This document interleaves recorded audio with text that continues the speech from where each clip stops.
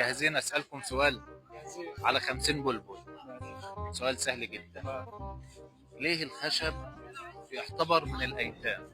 عشان ايه؟ ابوهم ميتين. عشان ابوهم ميتين. اي ما هي. طب قول انت. مش عارف. للخشب يتيم. مش عارف. انت بس تعال. مش عارف. فكر طلع.